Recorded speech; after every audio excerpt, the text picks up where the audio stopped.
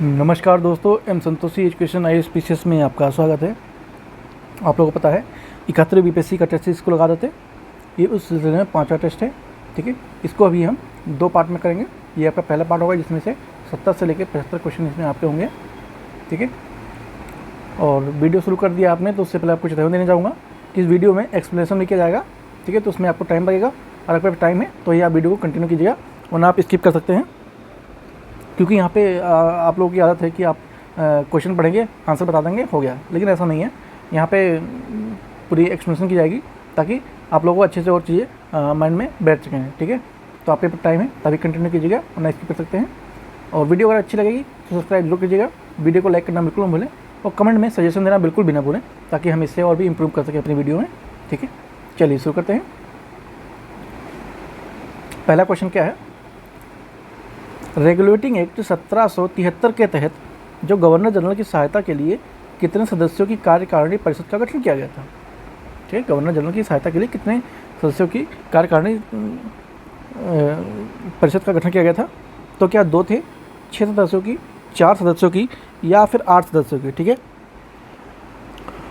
तो क्या हुआ, जो रेगुलेटिंग एक्ट 1773 में था इसमें ब्रिटिश सरकार द्वारा ईस्ट इंडिया कंपनी की जो गतिविधियाँ थी उनको नियंत्रित करने के लिए लाया गया था। ठीक है, और इस अधिनियम के तहत बंगाल के जो गवर्नर हैं उनको गवर्नर जनरल का पद दिया गया था और जो बम्बई और मद्रास के गवर्नर जनरल हैं उनको आंशिक रूप से इसके अधीन कर दिया गया था।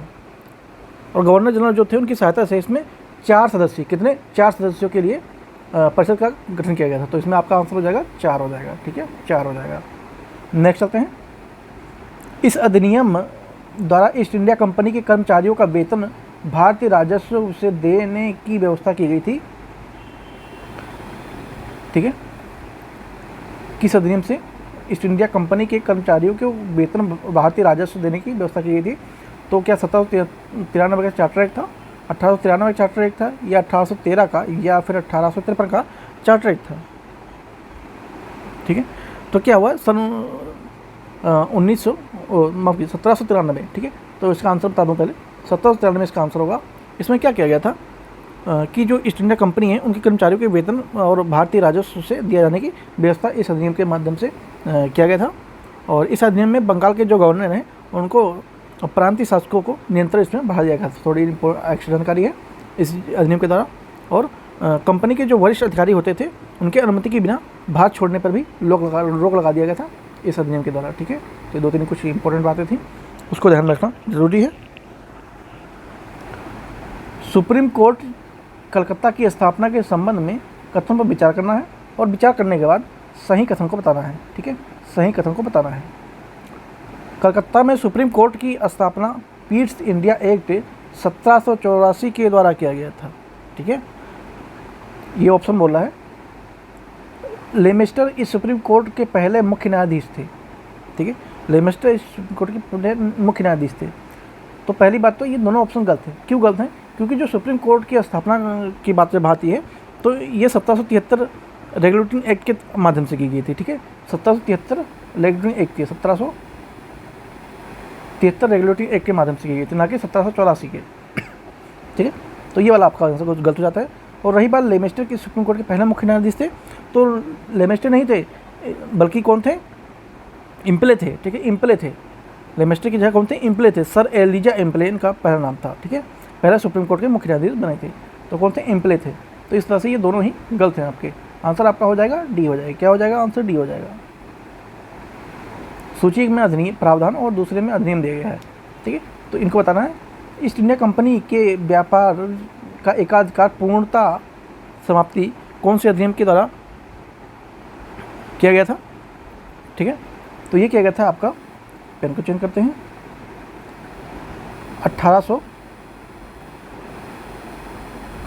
ये किया गया था आपका 1833 के अधिनियम के माध्यम से। ठीक है, तो यहाँ पर इसमें है, ये रहा दूसरे नंबर पे है।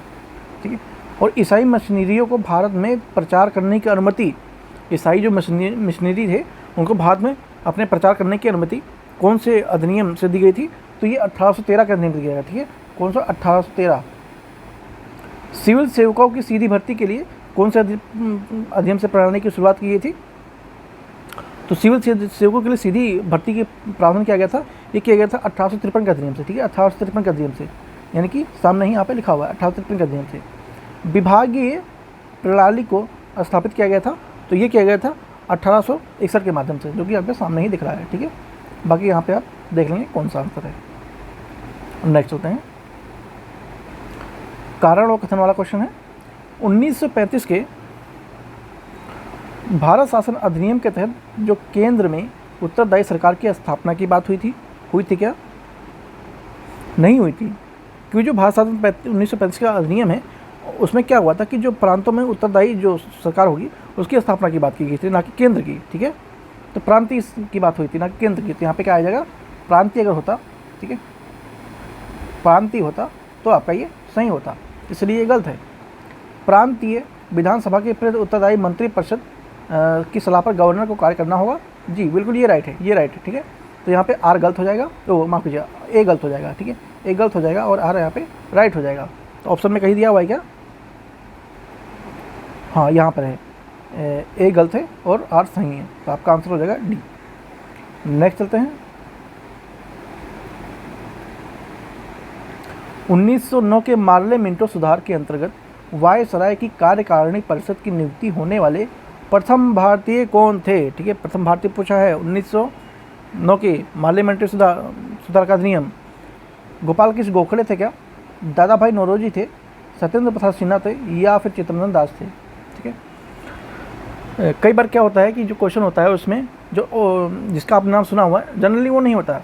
आपने गोपाल कृष्ण गोखले पढ़े होंगे, दादा भाई नौरोजी पढ़े होंगे, चित्तरंजन दास को भी पढ़ा होगा, लेकिन रेयर किसी में किसी बच्चे ने सत्येंद्र नाथ प्रसाद सिन्हा को पढ़ा होगा, ठीक है, मतलब पढ़ा होगा, लेकिन हो सकता है कि कई लोगों ने नहीं पढ़ा हो। तो इसका आंसर ऑड एंड इवन वाला ऑप्शन में है, ये ही है, सत्येंद्र प्रसाद सिन्हा है, ठीक है। तो प्रथम भारतीय कौन थे कार्यकारिणी वायसराय के परिषद में नियुक्त के? तो वो थे सत्येंद्र नाथ सिन्हा, ठीक है। 1909 का जो भारत शासन अधिनियम था, इसमें मार्ले मिंटो सुधार के नाम से जैसे कि यहाँ पे लिखा हुआ है जाना जाता है, और जो इसमें सचिव और वायसराय की कार्यकारिणी परिषद नियुक्त किया गया था, ठीक है। तो इसमें जो सत्येंद्र नाथ प्रसाद थे ये वायसराय बने थे, क्या बने थे? सत्येंद्र नाथ प्रसाद ये बने थे, वायसराय बने थे, ठीक है। और उसके बाद ये 1946 में जाकर भारतीय संविधान के प्रथम अस्थायी अध्यक्ष भी बने थे, ठीक है। ये 1946 में भारतीय संविधान के सभा के प्रथम अस्थायी अध्यक्ष बने थे, ये भी ध्यान रखेंगे, ठीक है, दोनों में। भारत शासन अधिनियम 1935 के तहत कथनों पर विचार करना है, और विचार करने के बाद सही ऑप्शन बताने हैं, ठीक है, सही ऑप्शन बताने हैं। इसमें एक अखिल भारतीय परिसंघ के निर्माण की परिकल्पना की गई थी। जी बिल्कुल की गई थी। इस अधिनियम के अंतर्गत केंद्र और प्रांतों की भी शक्तियों का विभाजन 3 सूचियों को बनाकर किया गया था। जी बिल्कुल, ये भी सही है। समवर्ती सूची में कुल 54 मत थे। कितने थे? समवर्ती सूची में कुल 54 मत थे शामिल किए गए थे, ये थोड़ा विवादित है। संघीय सूची के अधीन कुल 59 मत थे शामिल किए थे, ये तो बिल्कुल सही है। तो यानी कि आपका ये वाला ऑप्शन गलत है, बाकी ये सही है, ये सही है, ये सही है। क्यों सही है? क्योंकि जो समवर्ती सूची केंद्र और प्रांत के दोनों के लिए था, ठीक है, इसमें 36 मत थे, ठीक है, कितने थे? 36 मत थे, ना कि 54 थे, ठीक है, 36 मत थे। तो इसलिए ये आपका यहाँ पे गलत हो जाता है। तो इसमें से कितने, क्या बोलो, कितने कथन सही हैं? तो 3 पे आप लगाएंगे। सर्वप्रथम किस भारतीय संविधान सभा के द्वारा संविधान सभा की मांग व्यक्तिगत स्तर पर की गई थी? मानवेंद्र नाथ राय के द्वारा, मोतीलाल नेहरू के द्वारा, BR अम्बेडकर के द्वारा, या फिर मोहम्मद अली जिन्ना के द्वारा? क्या बोल रहे हैं? सर्वप्रथम किस भारतीय संविधान सभा के द्वारा सभा की मांग व्यक्तिगत स्तर पर की गई थी, ठीक है, व्यक्तिगत स्तर पर की गई। तो ये किया गया था मानवेंद्र नाथ के द्वारा किया गया था। यहाँ पे ऑर्डर एंड इवन का फॉर्मूला लागू होता है। मोतीलाल नेहरू आपने पढ़ा है, जिन्ना को पढ़ा है आपने, अम्बेडकर को पढ़ा है, लेकिन रेयर केसेस में हो सकता है किसी ने मानवेंद्र नाथ को पढ़ा होगा, ठीक है। तो यही हो जाएगा। और इन्होंने ये 1934 में किया था, ठीक है, ये भी ध्यान रखेंगे, 1934 में किया था। और उसके बाद इनकी जो मांग थी वो हरिप्रा अधिवेशन जो कांग्रेस का हुआ था, कब हुआ था? ये हुआ था 1938 में, उसमें स्वीकार किया गया था, ठीक है। 1934 में मांग करते हैं और जाके फिर 1938 में जाके इनका मांग स्वीकार होती है। कहाँ पे होती है? हरिपुर अधिवेशन कांग्रेस का जो होता है वहाँ पे इनकी स्वीकार की जाती है, ठीक है। नेक्स्ट चलते हैं। भारत संविधान निर्मात्री सभा के सदस्य के चुनाव के लिए कितनी जनसंख्या के को प्रति सदस्य चुनने के लिए आधार बनाया गया था? 1 लाख, 10 लाख, 5 लाख या फिर 20 लाख? तो ये 10 लाख चुना गया था। कितना चुना गया था? 10 लाख चुना गया था। आगे चलते हैं। रिक्त स्थानों को पूर्ति करना है। संविधान निर्मात्री सभा के अंतर्गत मौलिक अधिकार समिति के अध्यक्ष कौन बनाए गए थे? जवाहरलाल नेहरू, वल्लभ भाई पटेल, BR अम्बेडकर या फिर RJ प्रसाद यानी कि राजेंद्र प्रसाद? तो कौन बनाए गए थे? तो वो थे वल्लभ भाई पटेल थे। कौन थे? वल्लभ भाई पटेल थे। ठीक है, समिति दिया हुआ है और इधर अध्यक्ष दिए हुए हैं, इनको मैच करना है। तो पहला क्या है? झंडा समिति। ठीक है, तो झंडा समिति के अध्यक्ष कौन हुआ करते थे? वो थे आपके राजेंद्र प्रसाद। ठीक है, राजेंद्र प्रसाद। पेन को चेंज करते हैं। राजेंद्र प्रसाद कहाँ पे? यहाँ पे। ठीक है, राजेंद्र प्रसाद थे। अगर उद्देशिका समिति की बात करें तो ये थे, इसके थे जवाहरलाल नेहरू थे। प्रेस दीर्घा समिति की बात करें, जो प्रेस दीर्घा समिति की थी, ये कौन थे? ये उषानाथ सेन थे। ठीक है, उषानाथ सेन थी। अल्पसंख्यक समिति की बात करें तो ये एक ही बचा है, मुखर्जी। ठीक है, तो HC मुखर्जी थे इसके। ठीक है, तो बाकी आप यहाँ पे अपना इसे मैच कर लेंगे। नेक्स्ट चलते हैं। इंग्लिश वाले भाई बहन आप इसमें देख लेंगे। PDF के लिए टेलीग्राम से जुड़ सकते हैं, वहाँ पे आपको इसकी PDF भी प्रोवाइड करा दी जाएगी अगर आपको आवश्यकता है तो। निम्नलिखित कथनों पर विचार करना है, उसके बाद सही कथन को बताना है। क्या करना है? विचार करने के बाद सही कथन को बताना है। भारतीय संविधान सभा में प्रांतों से 236 चुने गए थे। भारतीय रियासतों के 70 सदस्यों को वाला भारतीय संविधान में सभा में चुने गए थे। रियासतों से 70 सदस्य चुने गए थे। तो ये तो आपका बिल्कुल राइट है। ठीक है, और ये क्यों नहीं राइट है? क्योंकि जो संविधान सभा है वो प्रांतों से 229 सदस्य चुने गए थे। ठीक है, 229 सदस्य चुने गए थे, ध्यान देंगे ये। ठीक है, कितने थे? 229 थे।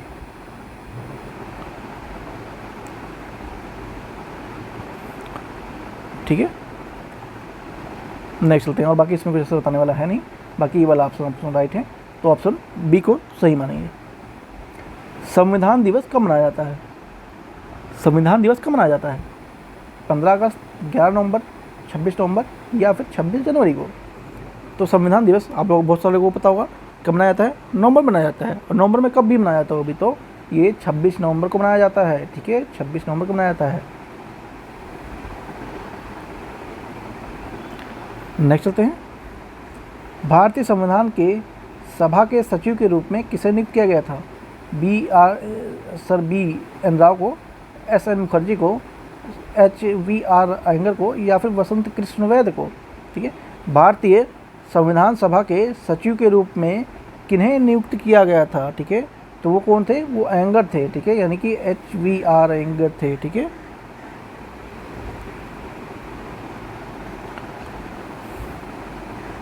नेक्स्ट चलते हैं। रिक्त स्थानों को पूर्ति करना है।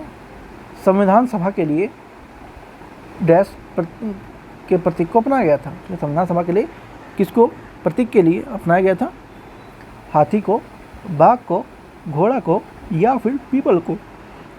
संविधान सभा के लिए आप लोगों को बहुत थोड़ा आउट लगेगा, बहुत लोगों ने बहुत पहली बार सुना होगा। ठीक है, तो ये अपनाया गया था एलिफेंट को, यानी कि हाथी को अपनाया गया था। यहाँ पे आएगा हाथी के प्रतीक को अपनाया गया था। ठीक है, हाथी के प्रतीक को अपनाया गया था।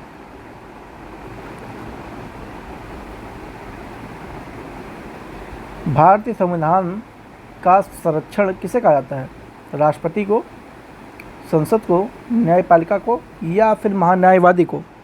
भारतीय संविधान का संरक्षक किसको कहा जाता है? तो वो न्यायपालिका को कहते हैं। ठीक है, न्यायपालिका को कहते हैं। भारतीय संविधान में समवर्ती सूची का प्रावधान किस देश से प्रेरित होकर लिया गया था या ग्रहण किया गया था? दक्षिण अफ्रीका से, आयरलैंड से, ऑस्ट्रेलिया से या फिर अमेरिका से? ठीक है, तो समवर्ती सूची का प्रावधान ऑस्ट्रेलिया से लिया गया था। TPSP भी यहीं से लिया गया था। ठीक है, ऑस्ट्रेलिया से लिया गया था।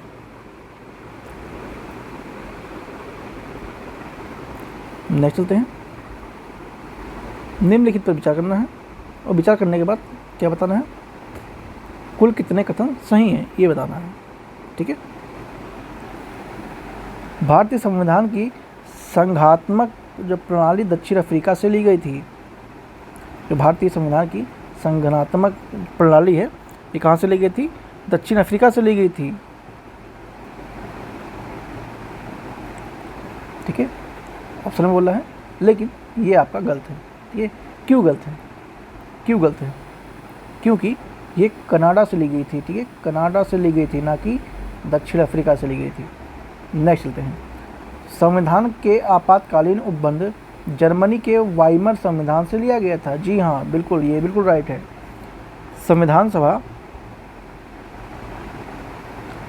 संविधान में स्वतंत्रता और समानता बंधुत्व के विचार को रूस से लिया गया था। ठीक है, रूस से लिया गया था क्या? जी नहीं, रूस से नहीं लिया गया था, ये लिया गया था फ्रांस से। कहाँ से? फ्रांस से लिया गया था, तो ये भी गलत है, ये भी गलत है। भारतीय संविधान में राज्य के नीति निर्देशित तत्व को आयरलैंड के संविधान से लिया गया था। ठीक है, आयरलैंड के संविधान से लिया गया था। जी हाँ, बिल्कुल राइट है, बिल्कुल राइट है। तो उसमें से सही आपका कौन कौन से हैं? एक तो दूसरा सही है और एक चौथा सही है, यानी कि दो ही ऑप्शन सही हैं। ठीक है, दो ही ऑप्शन सही हैं, तब दो पे मार्क करेंगे। ठीक है, आई होप आप लोगों को वीडियो अच्छी लग रही हो सब्सक्राइब जरूर कीजिएगा। ठीक है, और लाइक करना बिल्कुल नहीं, कमेंट में राय बिल्कुल दीजिएगा। भारतीय संविधान के भाग 3 में मौलिक अधिकारों के संबंधित उपबंध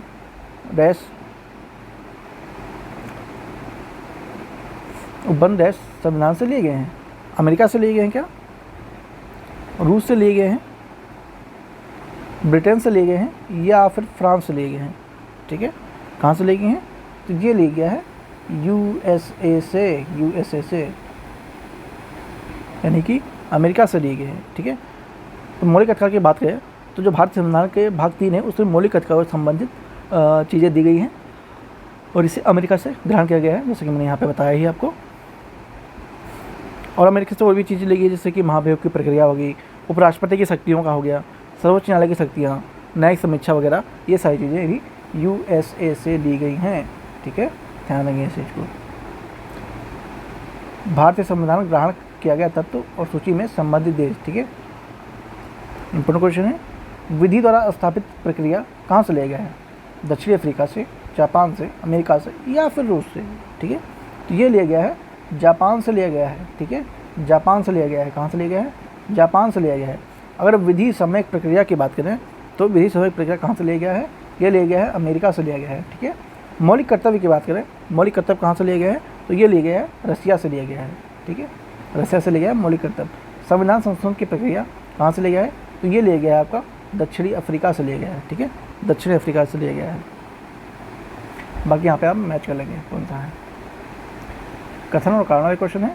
कथन है भारतीय संविधान को उधार का थैला कहा जाता है। क्या कहा जाता है? उधार का थैला कहा जाता है। जिसके हमने अभी क्वेश्चन में ऊपर देखा ही है, कई जगहों से संविधान की बहुत सारी कृतियाँ ली गई थी, तो इस वजह से ये कह सकते हैं। भारतीय संविधान के विभिन्न देशों में कई प्रावधान और अवधारणाएँ ली गई हैं। तो जी हाँ, बिल्कुल ली गई हैं।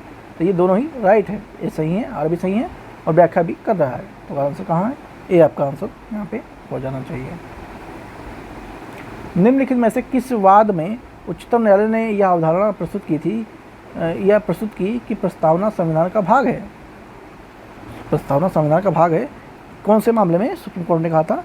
दिल्ली लॉज में, केशवानंद भारती मामले में, बेरूबारी मामले में, या फिर मिनर्वा मिर्च मामले में? ठीक है, तो ये उच्च न्यायालय ने कहा था कि जो प्रस्तावना है वो संविधान का भाग है।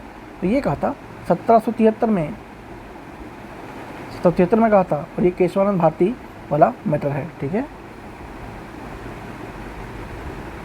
नेक्स्ट चलते हैं। निम्नलिखित में से शब्दों को विचार कीजिए। लोकतंत्र, गणराज्य, पंथनिरपेक्ष, समाजवादी और संपूर्ण प्रभुत्व संपन्न। उपयुक्त शब्द प्रयोग भारतीय संविधान की प्रस्तावना में किस क्रम में हुआ है? ठीक है, किस क्रम में हुआ है तो ये बताना है। ठीक है, तो इसके लिए आपको प्रस्तावना आनी चाहिए। ठीक है, प्रस्तावना आनी चाहिए। तो प्रस्तावना में क्या है? हम भारत के लोग भारत को एक संपूर्ण प्रभुत्व संपन्न समाजवादी, ठीक है, संपूर्ण प्रभुत्व संपन्न समाजवादी की बात हो रही, पहले समाजवादी आएगा, ठीक है, यानी कि डी समाजवादी क्या बोल रहे हैं, एक सेकंड, उपयुक्त युग में भारतीय संविधान की प्रस्तावना किस क्रम में हुआ है, ठीक है, किस क्रम में हुआ है, हाँ ठीक है, संपूर्ण प्रभुत्व आया है, ठीक है, हाँ संपूर्ण प्रभुत्व है, तो पहले आपका सी आएगा, उसके बाद समाजवादी, ठीक है, उसके पंथ निरपेक्ष प्रस्तावना को ही बता देता हूँ। हम भारत के लोग भारत को एक संपूर्ण संप्रभु संपन्न समाजवादी पंथ निरपेक्ष लोकतंत्रात्मक गणराज्य बनाने के लिए तथा उसके समस्त नागरिकों को, और भी जो आगे था वो आप देख लेंगे, ठीक है, तो आपका जो आंसर जितना था उतने में मैंने बता दिया, ठीक है। तो पहले क्या आया था, संपूर्ण संप्रभुत्व की बात हो रही थी, तो पहले ऑप्शन आएगा सी आएगा, ठीक है, सी आएगा, पहले ऑप्शन पे सी आएगा। उसके बाद समाजवादी की बात हुई है, समाजवादी की बात हुई है, उसके बाद किसकी बात हुई है, पंथ निरपेक्ष की बात हुई है, तीसरे नंबर पर पंथ निरपेक्ष आएगा, चौथे पे आएगा लोकतंत्रात्मक गणराज्य, ठीक है, लोकतंत्रात्मक गणराज्य। तो आप इस तरह से इसमें देख लेंगे कौन सा ऑप्शन फिर बैठता है। नेक्स्ट चलते हैं।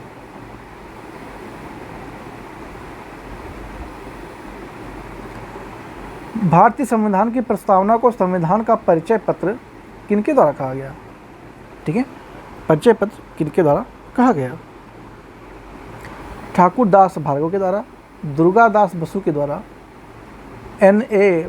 पालकीवाला के द्वारा, सुभाष कश्यप के द्वारा, ठीक है, तो ये कहा गया था पालकीवाल के द्वारा, यानी कि N.A. पालकीवाल, ठीक है, N.A. पालकीवाल के द्वारा कहा गया था। भारतीय संविधान की प्रस्तावना के संबंध में निम्नलिखित कथनों पर विचार करना है। इसकी प्रकृति न्याय योग्य वाद योग्य नहीं है, ठीक है, न्याय योग्य वाद योग्य नहीं है, बिल्कुल सही है। यह पंडित नेहरू के द्वारा संविधान सभा में प्रस्तुत उद्देश्य प्रस्ताव का प्रारूप प्रतिरूप है, जी बिल्कुल ये भी सही है। इसका संशोधन नहीं किया जा सकता, ठीक है, संशोधन नहीं किया जा सकता है, क्या बोला, इसका संशोधन नहीं किया जा सकता है, तो क्या ऐसा है, जी नहीं, ऐसा नहीं है, संशोधन किया जा सकता है और हुआ भी है। संविधान के विशिष्ट प्रावधानों को यह रद्द नहीं कर सकता, जी बिल्कुल सही है।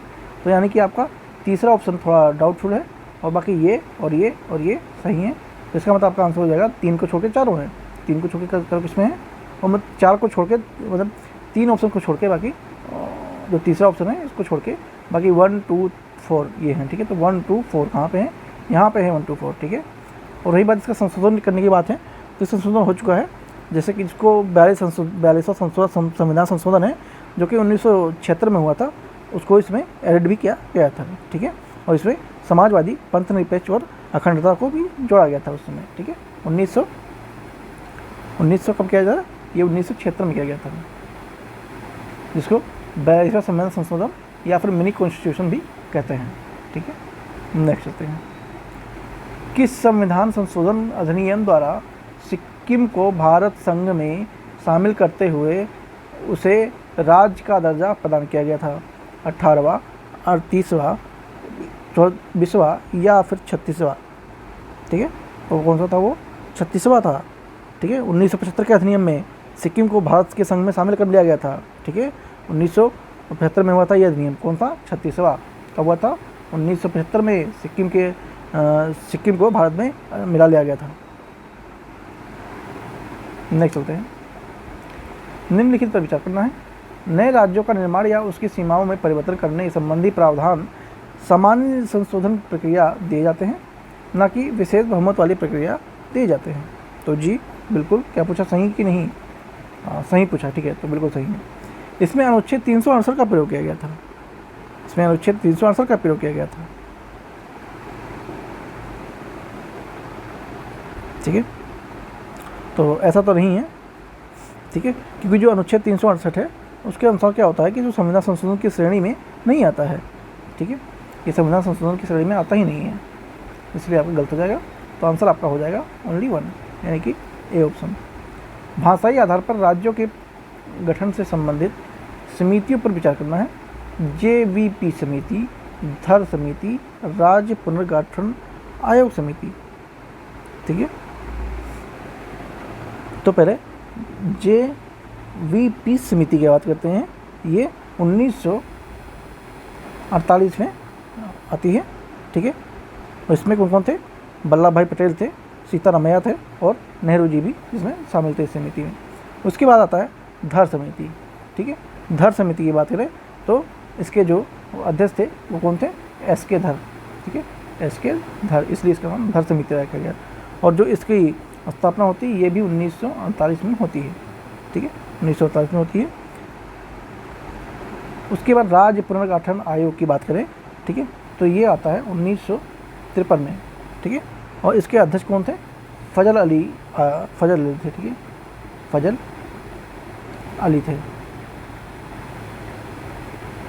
इस तरह से इसके कुछ सीक्वेंस होगा, बाकी आप यहाँ पे देख लेंगे कौन सा बैठ रहा है। भाषाई आधार पर गठित होने वाला भारत का पहला राज्य कौन सा है? भाषाई आधार पर सबसे पहला राज्य कौन सा गठन हुआ था? आंध्र प्रदेश, गुजरात, कर्नाटक या हरियाणा, ठीक है। आंध्र प्रदेश आप लोग जानते होंगे, ठीक है, तो ये ही अलग हुआ था, ठीक है। स्वतंत्रता के पश्चात भाषाई आधार पर राज्यों में बांटने की एक होड़ से लग गई थी, ठीक है।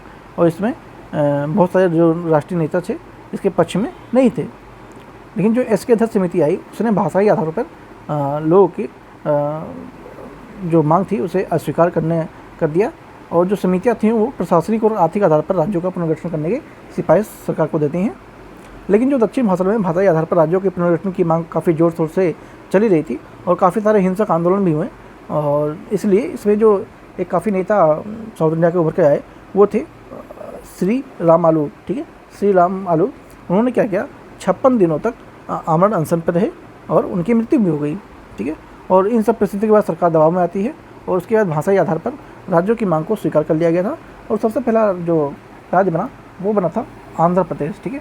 ये बना था 1953 में। कब बना था? 1953 में बना था, ठीक है। तेलुगु भाषी क्षेत्र को आंध्र प्रदेश का गठन किया गया था और ये पहला राज्य होता है जो कि 1953 में होता है भाषाई आधार पर, हैदराबाद और इसको आंध्र प्रदेश को। निम्नलिखित में से कौन नगर पालिका के अर्जुन हेतु शर्तों को निर्धारण करने के लिए सक्षम है? राष्ट्रपति, उच्च न्यायालय या फिर उच्चतम न्यायालय या फिर संसद तथा राज्य विधानमंडल शामिल रूप से होते हैं, ठीक है। तो इसमें कौन होता है? संसद होता है, ठीक है, संसद होता है। नेक्स्ट चलते हैं। भारतीय संविधान में नागरिकता संबंधित उपबंध कहाँ दिए गए हैं? आर्टिकल 1 में, भाग 1 में, अनुच्छेद 2 में या फिर भाग 2 में दिए गए हैं, ठीक है। तो ये कहाँ दिए गए हैं?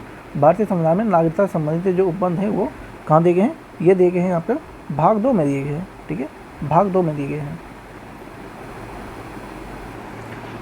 भारत में नागरिकता की निम्नलिखित विशेषताओं में से कौन सा सही है? संपूर्ण भारत में एकल नागरिकता, राज्य तथा राष्ट्र में दोहरी नागरिकता। जी नहीं, ये तो नहीं चाहिए। राज्य की एकल नागरिकता बिल्कुल नहीं चाहिए। भारत और अन्य देश की दोहरी नागरिकता, जी ये भी नहीं चाहिए। तो संपूर्ण भारत की एकल नागरिकता होगी, ठीक है, वन सिटीजनशिप। शोषण के विरुद्ध मौलिक अधिकार भारतीय संविधान में कहाँ समाविष्ट किया, मतलब कहाँ पे रखा गया है, ठीक है। तो ये रखा गया था आर्टिकल 23 और 24 में, ठीक है। तो 23-24 कहाँ पे? यहाँ पे इसी में है, ठीक है, 23-24 में रखा गया था। इधर सूची 1 दिया गया है, यहाँ पर सूची 2 है, ठीक है, सूची 1 और सूची 2 दिया गया है, इसको मैच करना है। सबसे पहली बात आती है कारखाना अधिनियम की, ठीक है। कारखाना अधिनियम, तो कारखाना अधिनियम आता है 1939 में। 1948 में कारखाना अधिनियम आता है। और उसके बाद खान अधिनियम, जो खान अधिनियम है ये 1952 में आता है। कब आता है? 1952 में आता है। बाल श्रम की बात करें तो जो बाल श्रम अधिनियम है ये आता है 1986 में आता है। और बाल रोजगार की बात करें तो बाल रोजगार जो है वो 1938 में आता है, ठीक है। मैंने आंसर बता दिया है, बाकी आप यहाँ पे मैच कर लेंगे। नेक्स्ट चलते हैं। निजता के अधिकार को किस वाद में सर्वोच्च न्यायालय ने मौलिक अधिकार के श्रेणी में शामिल किया है? अरोड़ा सणबानवाद, मेनकावाद गांधी, पुट्टास्वामीवाद या फिर AK गोपालनवाद, ठीक है। निजता के अधिकार की बात हो रही है तो किस वाद में सर्वोच्च न्यायालय ने मौलिक अधिकार की श्रेणी में शामिल कर दिया था। ठीक है, तो कौन सा वाद था? वो था पुट्टू स्वामीवाद। ठीक है, लेटेस्ट है 2017 में पुट्टू स्वामीवाद हुआ, जिसमें 9 सदस्यीय संविधान की जो पीठ होती है उसने एक मत से निजता के जो अधिकार होता है उसको मौलिक अधिकार की श्रेणी में शामिल कर दिया था। और अनुच्छेद 21 के अंतर्गत जो जीवन का अधिकार शामिल बताया गया, और न्यायाधीशों का मत था कि जो निजता का अधिकार है उसको जीवन और गरिमा का भी महत्वपूर्ण पहलू है, इसलिए संविधान मूल्य को यह अनुरूप साबित कर दिया गया था। ठीक है, तो पुट्टू स्वामीवाद विवाद 2017 की बात है, लेटेस्ट है, ज़्यादा पुराना नहीं है, मतलब लेटेस्ट तो नहीं है लेकिन ज़्यादा पुराना भी नहीं है। निम्नलिखित पर विचार करना है, उसके बाद विचार करने के बाद सही कथन को चूज़ करना है। ठीक है, तो चलिए विचार करते हैं। भारत की नई शिक्षा नीति 2020 शिक्षा का सार्वभौमिकरण का प्रावधान करता है। ठीक है, जी बिल्कुल करता है। भारत सरकार ने वर्ष 2002 ईस्वी में राइट टू एजुकेशन अधिकार को पारित किया। राइट टू एजुकेशन, ठीक है, जो राइट टू एजुकेशन है ये कब पारित किया? 2002 में बोल रहा है, तो हुआ था ऐसा क्या? जी नहीं हुआ था, ये हुआ था 2009 में हुआ था। ठीक है, इसलिए ये गलत है। राइट टू एजुकेशन का अधिकार पारित हुआ गया था 2009 में। ठीक है, तो ये वाला आपका गलत है, आंसर आपका सिर्फ एक ही होगा। आगे बढ़ते हैं।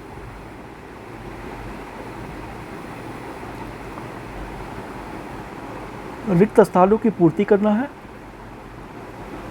उचित शब्द उसमें लिखने हैं। चलो देखते हैं। आर्टिकल 22(4) के तहत निवारक निरोध की बात हो रही है। यहाँ पे जो निरुद्ध व्यक्ति को डैश कितने माह तक अधिक नज़रबंद रखा जा सकता है। यदि रखा जाता है तो उसे सलाहकार बोर्ड से अनुमति लेनी होगी। ठीक है, तो मैक्सिमम 3 मंथ तक रख सकता है। ठीक है, 3 महीने तक। आगे चलते हैं। धार्मिक स्वतंत्रता प्रबंधन का अधिकार। ठीक है, कौन से आर्टिकल में दिया गया है? धार्मिक संस्थाओं का प्रबंधन का अधिकार कौन से आर्टिकल में दिया गया है? तो यह दिया गया है 26 में। ठीक है, राज्य द्वारा पूर्णता वित्त पोषित संस्थानों में धार्मिक शिक्षा देने का प्रबंध कहाँ किया गया है? तो ये किया गया है 28 आर्टिकल में। विशिष्ट संस्कृति, भाषा और लिपि को संरक्षित करने का अधिकार कहाँ दिया गया है? तो आर्टिकल 19 में दिया गया है। अपने विवेकानुसार धार्मिक आचरण करने वाले और प्रचार करने वालों की स्वतंत्रता का अधिकार ये कहाँ दिया गया है? ये दिया गया आर्टिकल 25 में। ठीक है, बाकी का आप मैच कर लेंगे, यहाँ पे ऑप्शन दिया हुआ है, देख लेंगे।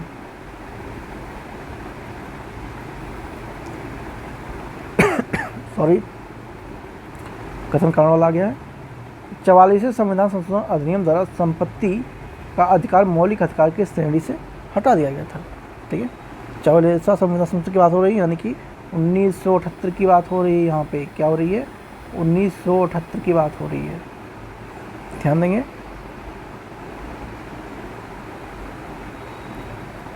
तो ये तो सही है। संपत्ति का अधिकार अब संवैधानिक अधिकार है। ठीक है, संवैधानिक अधिकार तो है ही, लेकिन जो ये इसकी व्याख्या की बात करें तो व्याख्या तो ये नहीं कर रहा है।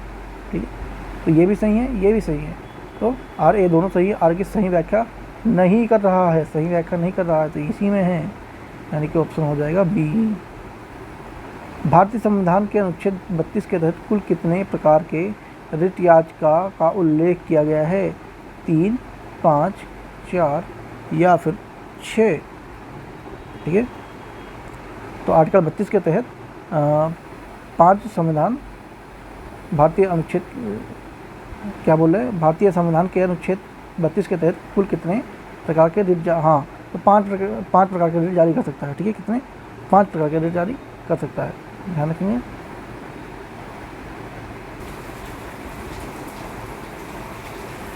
निम्नलिखित में से रिट याचिका के अंतर्गत वैसा व्यक्ति याचिका दाखिल कर सकता है जो पीड़ित नहीं है। ठीक, कौन सी याचिका ऐसी है? तो वो है उत्प्रेषण है क्या, प्रतिषेध है क्या, अधिकार परीक्षा है क्या, या फिर परमादेश है। ठीक है, तो वो है अधिकार परीक्षा है। ठीक है, अधिकार परीक्षा के द्वारा, जैसे क्वारंटो वारंट कहते हैं। ठीक है, क्वारो वारंट। निम्नलिखित में से मूल अधिकारों के किस स्वर्ग में अस्पृश्यता के रूप के लिए भेदभाव के विरुद्ध संरक्षण समाविष्ट है? शोषण के विरुद्ध अधिकार, संवैधानिक उपचारों का अधिकार, समानता का अधिकार या फिर स्वतंत्रता का अधिकार। ठीक है, तो यहाँ पे आपको थोड़ा जानकारी होनी चाहिए। ठीक है, शोषण का जो विरुद्ध का अधिकार है वो आर्टिकल किससे कितने तक है, तो वो है आपका, ये है 23 से लेकर, एक सेकेंड, आर्टिकल 23 से लेकर कहाँ तक है, 24 में है। ठीक है, संवैधानिक उपचारों की बात करें तो जो संवैधानिक उपचार है वो आप सब जानते हैं कि आर्टिकल 32 है, वो संविधान की आत्मा भी कहा जाता है। समानता की बात करें तो समानता का अधिकार 14 से 18 में दिया गया है। ठीक है, और स्वतंत्रता की बात करें तो स्वतंत्रता का अधिकार 19 से लेके 22 तक के अनुच्छेद में दिया गया है। तो इसमें क्या पूछा है, अस्पृश्यता का बात हो रही है। ठीक है, तो अस्पृश्यता का कहाँ पे दिया गया है, ये समानता के अधिकार में ही आ जाता है। ठीक है, नेक्स्ट चलते हैं। भारतीय संविधान का कौन सा भाग कल्याणकारी राज्य का आदर्श घोषणा करता है।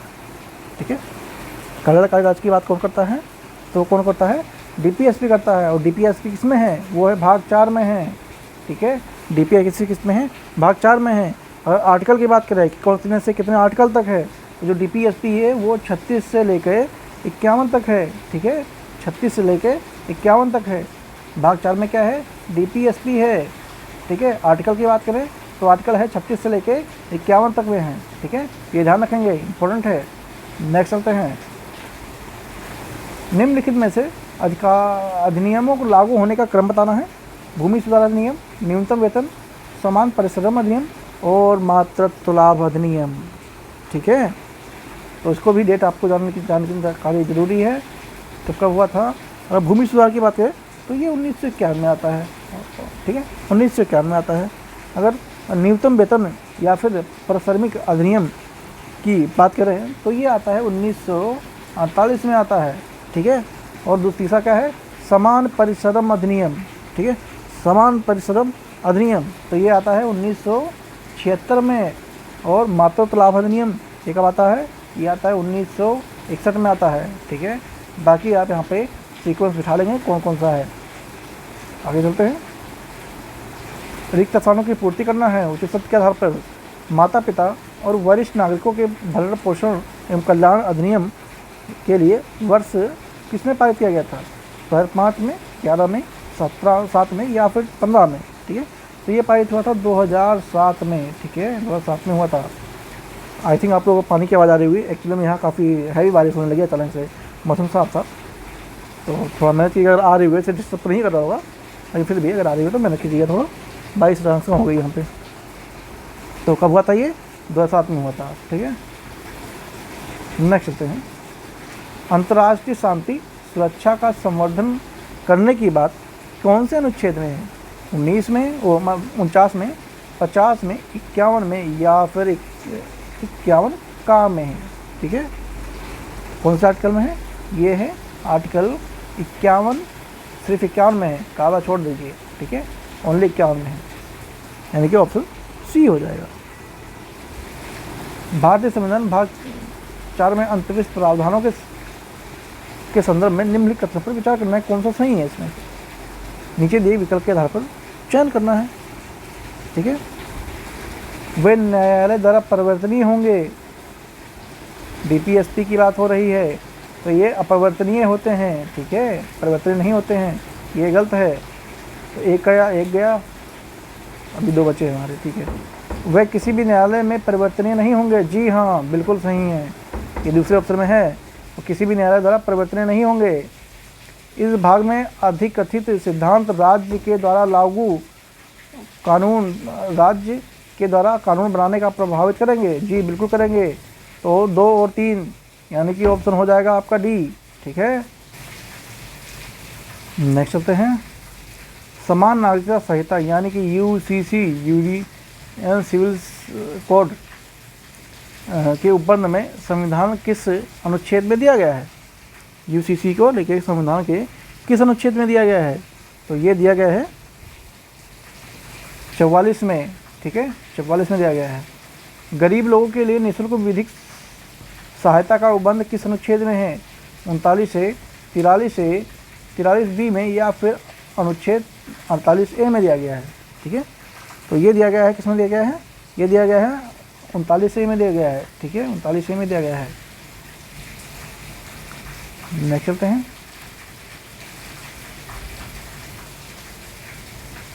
भारतीय संविधान में मूल कर्तव्यों का उपबंध किस वर्ष समाहित किया गया है? 1973 में, 1976 में, 1982 में या फिर 1978 में, ठीक है। भारतीय संविधान में मूल कर्तव्यों की बात हो रही है, ठीक है। तो मूल कर्तव्य कौन से साल में किया था? तो वो किया गया था 1976 में किया गया था, ठीक है, 76 में शामिल किया गया था। ध्यान रखेंगे।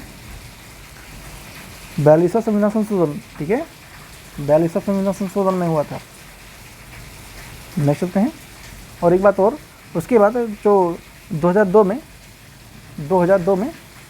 11 और एक और जोड़ा गया, तो 11 मूल कर्तव्य हो गए थे। पहले कितने थे? 1976 में 10 थे, ठीक है। लेकिन जब 2002 में 46वां संविधान संशोधन होता है, तो उसमें एक और जोड़ा गया, तो टोटल कितने हो गए? 11 वर्तमान में हैं, ठीक है। आगे देखते हैं। निम्नलिखित में से किस संविधान संशोधन को लघु संविधान की संज्ञा दी जाती है?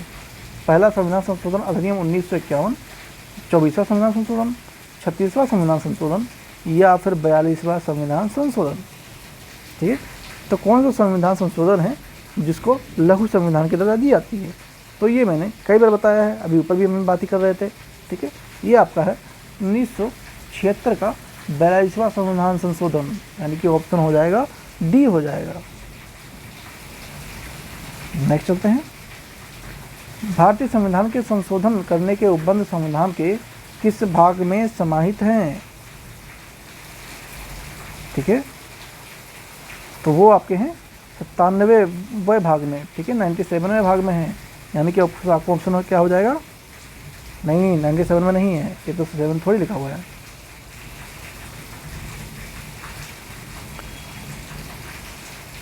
जो भारतीय संविधान की बात हो रही है यहाँ पे, संशोधन करने का उपबंध संविधान में किस भाग में समाहित है? तो एक्चुअली में है क्या इसमें, जो 368 का भारतीय संविधान संशोधन अधिनियम करने का संसद की शक्ति और उसकी प्रक्रिया शामिल दिया गया है। अनुच्छेद 368 में संविधान के भाग 20 में रखा गया है, ठीक है। तो ऑप्शन क्या हो जाएगा? भाग 20 हो जाएगा, यानी कि आपका ऑप्शन डी हो जाएगा। निम्नलिखित में से कौन सी भारतीय संसदीय शासन प्रणाली की विशेषता है? विधायिका कार्यपालिका के बीच शक्तियों का पृथक्करण, राष्ट्रपति की वास्तविक कार्यकारिणी, मंत्रिपरिषद व लोकसभा के प्रति सामूहिक जिम्मेदारी, प्रधानमंत्री के लिए निश्चित कार्यकाल। तो इसका आंसर क्या हो जाएगा? इसका आंसर हो जाएगा भारत में कौन सी संसदीय शासन प्रणाली की बात हो रही है, ठीक है। तो मंत्री परिषद को लोकसभा के प्रति सामूहिक जिम्मेदारी हुई, इसका आंसर होगा। आर्टिकल 75 में इसका उदाहरण मिलता है। नेक्स्ट चलते हैं। संसदीय प्रणाली के वास्तविक कार्यकारिणी शक्ति में निहित होती है राष्ट्रपति में, लोकसभा अध्यक्ष में, प्रधानमंत्री, मंत्रिपरिषद में या फिर भारत के न्यायाधीश में, ठीक है। तो संसदीय प्रणाली की वास्तविक कार्यकारिणी शक्ति किसमें होती है? ये होती है प्रधानमंत्री में, ठीक है। जो राष्ट्रपति होता है वो सिर्फ नाम मात्र का होता है, ठीक है, नाम मात्र का होता है। बाकी जो वास्तविक शक्ति है वो होती है प्रधानमंत्री और उनके मंत्रिपरिषद में होती है। नेक्स्ट चलते हैं।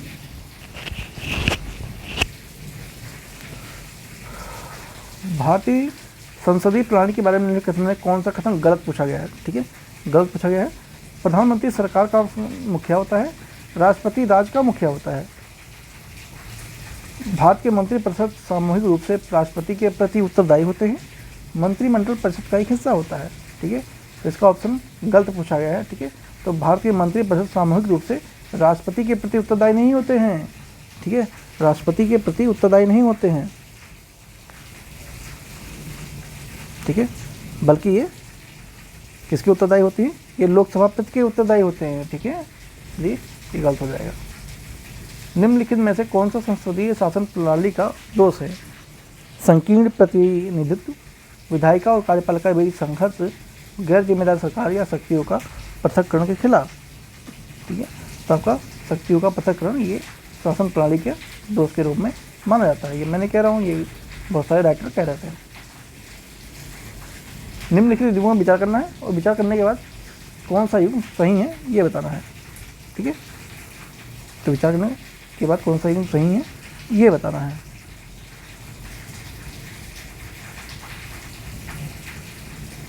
संसदीय प्रणाली, शक्तियों का पृथक्करण, राष्ट्रपति प्रणाली, शक्तियों का विलय। ठीक है, एक जन उपरोक्त में से कौन सा युग सही है। तो सही है तो किस संदर्भ में है, क्वेश्चन में ये तो दिया ही नहीं है।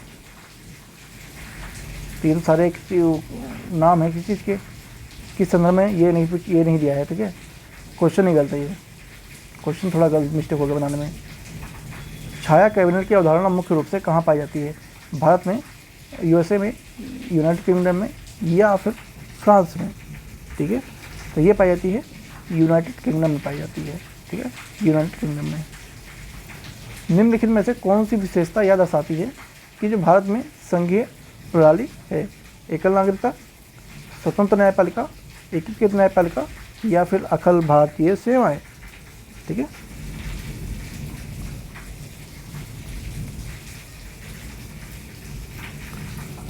तो विशेषता दर्शाती है तो वो है भारत की स्वतंत्र न्यायपालिका। ठीक है, स्वतंत्र न्यायपालिका। भारतीय संविधान की कौन सी अनुसूची संघ और राज्यों के बीच शक्तियों का वितरण करती है। ठीक है, 10वीं अनुसूची दल बल से संबंधित है। ठीक है, 10वीं अनुसूची नहीं, दूसरी लिखा हुआ है। ठीक है, हाँ, दूसरी अनुसूची, 7वीं अनुसूची, 10वीं अनुसूची तो दल बदल से है, या फिर 9वीं सूची। ठीक है, तो वो 7वीं अनुसूची है जो कि संघ और राज्यों के बीच शक्तियों का वितरण करती है। निम्नलिखित में से कौन सा भारतीय संघवाद की विशेषता नहीं है, दोहरी राजनीति, कठोर संविधान, राज्यसभा में राज्यों का समान प्रतिनिधित्व या फिर संविधान की सर्वोच्चता।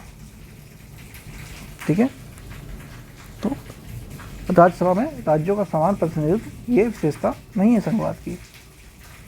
निम्नलिखित में से विचार करना है, संघीय, एक मिनट क्वेश्चन गलत नहीं फिर से।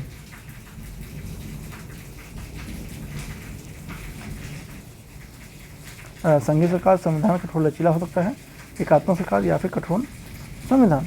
ये भी क्वेश्चन गलत है, किस संदर्भ में पूछा है ये नहीं बताया है।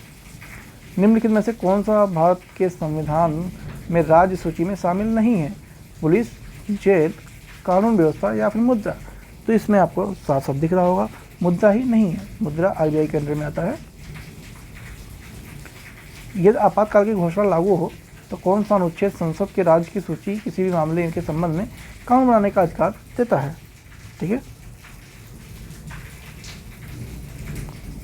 अनुच्छेद 249, 50, 54 या फिर 52। ठीक है, तो अनुच्छेद 250 से वो भारतीय संविधान को अनुच्छेद 14 में संसद को आपातकाल घोषणा के दौरान राज्य सूची के विषय पर कानून बनाने का अधिकार देता है। नेक्स्ट चलते हैं। हाँ, समिति आ गया और गठन वर्ष आ गया। ठीक है, क्या आ गया, समिति आ गया और गठन का वर्ष आ गया। तो सरकारी आयोग। ठीक है, सरकारी आयोग की बात हो रही है, तो सरकारी आयोग कब बना था। ठीक है, सरकारी आयोग कब बना था, तो ये सरकारी जो आयोग है ये बनता है आपका 1963 में। ठीक है, 1963 में सरकारी आयोग। अगर रही बात राजमन्ना समिति की या राजमन्ना आयोग की, तो ये बनता है 1959 में। पुंछी आयोग की बात करें तो जो पुंछी आयोग है ये कब बनता है, ये 2007 में बनता है, लेटेस्ट है। और अंतर्राष्ट्रीय परिषद की बात करें तो ये बनता है 1990 के दशक में, और जो 1994 देखा ये फर्जी है, बाकी यहाँ पे मैच कर लेंगे। नेक्स्ट चलते हैं। किस संविधान संशोधन अधिनियम के माध्यम से जीएसटी परिषद भारतीय संविधान में जोड़ा गया था। तो ये सब आप जानते हैं, करंट का क्वेश्चन था, ये सब तो आप लोगों को याद ही होगा। ठीक है, तो कौन सा था, वो 101वां संविधान संशोधन था। ठीक है, 1001 लिख गया लगता है, 101वां था, जो कब हुआ था, 2016 में हुआ था। ठीक है, 2016 में हुआ था। भारतीय संविधान के अनुच्छेद 275 किससे संबंधित है, 275 किससे संबंधित है, सार्वजनिक रोजगार के आरक्षण का प्रावधान करता है, केंद्र राज्यों के बीच करों का वितरण करता है, संघ और कुछ राज्यों का अनुदान करता है। जी बिल्कुल यही सही है, संघ और राज्यों का अनुदान करता है। भारत के क्षेत्रीय परिषदों के संबंध में निम्नलिखित कथनों में से कौन सा कथन सही है। क्षेत्रीय परिषदों की अनुच्छेद 263 के तहत संवैधानिक निकाय है। क्षेत्रीय परिषद का गठन भारत के राष्ट्रपति द्वारा किया जाता है। ठीक है, क्षेत्रीय परिषद का गठन भारत के राष्ट्रपति द्वारा किया जाता है। क्षेत्रीय परिषद का पुनर्गठन अधिनियम 1956 के तहत स्थापित संवैधानिक निकाय है। जी हाँ, बिल्कुल यही सही है। मिलान करना है सूची 1 और 2 को। सूची 1 और 2 को मिला। अनुच्छेद 352, ठीक है, अनुच्छेद 352 तो ये राष्ट्रपति आपातकाल की बात करता है। जो अनुच्छेद 352 है ये राष्ट्रपति आपातकाल की बात करता है। ठीक है, तो सामने दिया हुआ है। अनुच्छेद 355 की बात करें तो ये किसकी बात करता है, ये बात करता है आपके राज्यों की रक्षा व संघ की रक्षा के कर्तव्य का पालन करने की बात करता है। अनुच्छेद 355 की बात, हाँ ठीक है, ये इससे करता है। 356 किसकी बात करता है, तो 356 है वो राष्ट्रीय शासन की बात करता है। अनुच्छेद 365 तो बाकी एक ही बचा है आपका, तो यही आंसर होगा। बाकी यहाँ पे आप मैच कर लेंगे। तो हमने इस वीडियो में 70 क्वेश्चन कर लिए हैं। ठीक है, 70 क्वेश्चन कर लिए हैं। बाकी क्वेश्चन है वो हम नेक्स्ट वीडियो में इसके सेकंड पार्ट में करेंगे। आई होप आप लोगों को वीडियो अच्छी लगी हो तो प्लीज़ सब्सक्राइब जरूर कर लीजिएगा, वीडियो को लाइक भी जरूर कीजिएगा और कमेंट में अपना सजेशन जरूर दें। ठीक है, सजेशन जरूर करें। तो मिलते हैं नेक्स्ट वीडियो में। Thank you so much.